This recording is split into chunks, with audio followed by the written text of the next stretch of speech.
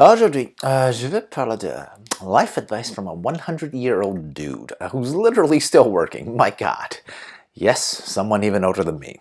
I love it. So I'm super curious whether I'd agree with this dude with literally the highest wisdom score in the game of life.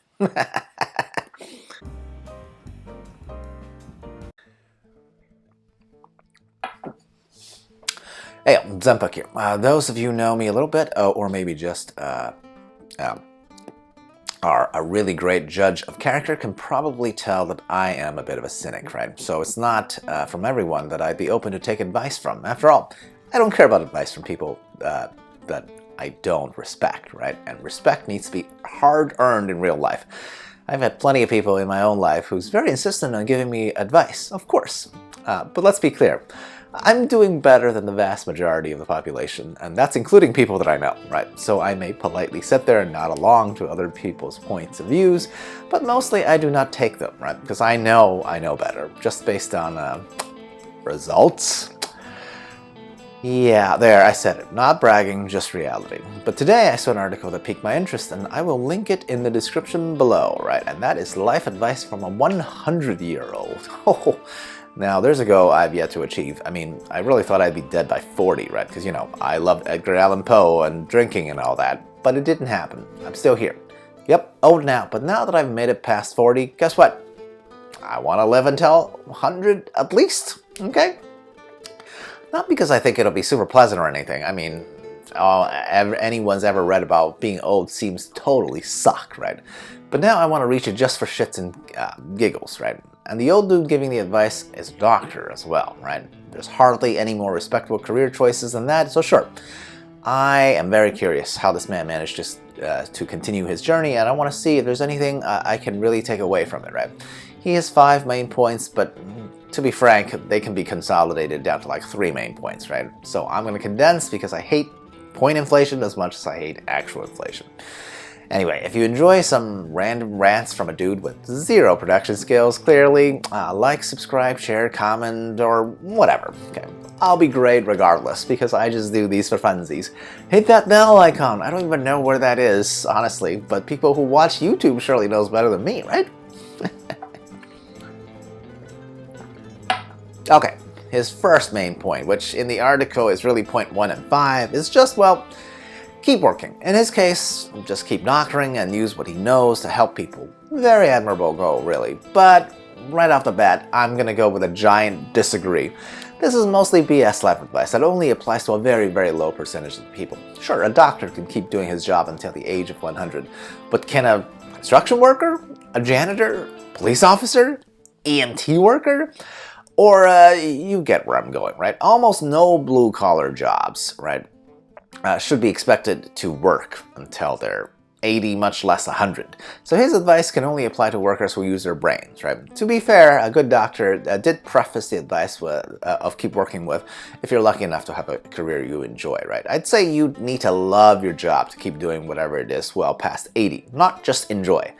I mean, I enjoy chit-chatting with my coworkers at the water cooler, but I wouldn't go into the office just for that, right? Plus, I'm pretty sure only 20% of people love their jobs. Is that still a disputed statistic, right? I see plenty of research that shows slightly more than half of surveyed people saying that they're satisfied with their current jobs, right? To me, that's more human beings justifying whatever shithole they're already in, rather than real enjoyment. After all, if I ask those same people whether they'd rather be working today or have the day off, I'm pretty sure 100% of the majority of those same people who are satisfied would choose the day off, okay? Fight me if you think I'm off my rockers. Seriously. Now, the doctor's second and third bullet points, once again, really just one main point, which is be healthy, right? Be in shape, exercise, don't smoke. Okay, who can disagree with these, right? I know I can. Maybe 5 years ago, I would have given a spirited defense on why smoking isn't that bad, about how nobody actually knows what causes lung cancer, and even people who've never smoked in their lives could still get lung cancer anyway. But I'll digress. Because now I'm married and my wifey's googly eyes at me that she made has made me quit, right? So, and I don't really miss it there. So yes, smoking bad, exercise is good. I will expand on the exercise bit though. Wholeheartedly agree with the senior doctor.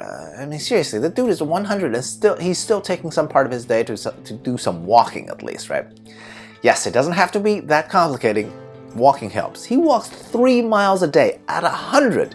Wow, that's like an hour of walking for me. I don't know how long it takes that guy, right? Most Americans I know would rather drive 5 minutes than walk 30 minutes, right?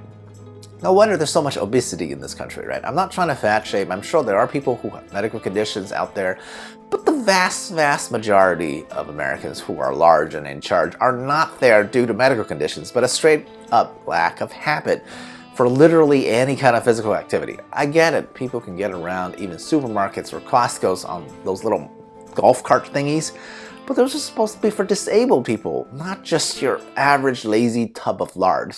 Seriously. Ugh. Now, his final point, right? This is my third iteration, right? Phew, am I glad this one is here, because I agree with it wholeheartedly, right? And that is just to not put limits on yourself, right? I absolutely love this piece of advice. Our senior doctor's examples include, hey, he'll have a martini or a steak sometimes, just not like all the time. And I think this piece of advice feels very relatable to me, right? Again, I think I've mentioned several times, I love fried chicken, but I eat it barely twice a year. Once or twice, right? I'm never going to give up on the things that I really love. Why is that? Because what would be the point of living if you're just depriving yourself of anything that you enjoy, right? The reality is that if you eat steak and potatoes every day, that's absolutely a quick way to the grave, okay? Hey, if that's what you love, go for it. Live fast and die young. You know, all the more power to you, right? However, amongst all long-lasting people, right? Probably on an average day-to-day basis, though, live on vegetable-based diets. That's just the truth. I have to say, I'm a huge carnivore, but now that I'm older, sure, whatever. I'll try some vegetables too, right? I mean, I will never let go of my hatred of lettuce salads. But lettuce is not the whole of vegetables, right? No matter what it seems like in the good old US of A, right?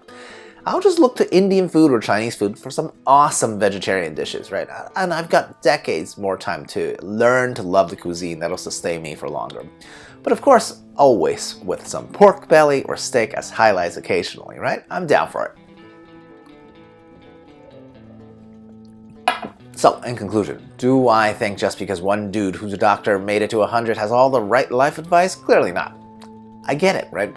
One should maintain a healthy body. That one's a no-brainer. I even get the whole keep working point, right? It's not about the actual work, but about being mentally engaged, right? I agree with the concept behind the statement, if not the statement itself, right? Almost everyone I know would quit their job now if they could afford it.